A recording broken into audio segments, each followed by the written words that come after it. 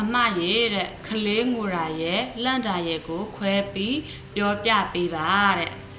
ကဲဟုတ်ပြီခလေးငိုရာကိုအနောက်ပိုးကင်လို့ကခလေးကိုကြတော့ဖူတာလို့ခေါ်တယ်နော်ဖူတာ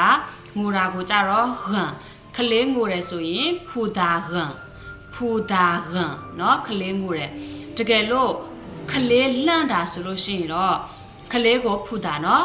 လန့်တာကိုကြတော့ရှုပ်လို့ပြောတယ်ရှုပ်နော်ခလေးလန့်တယ်ဆိုလို့ရှိရင်တော့ဖူတာရှုပ်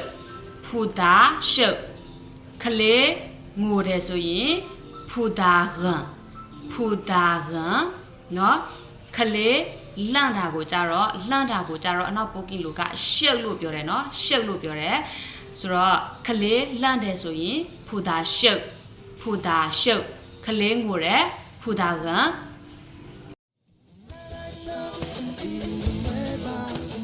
Listen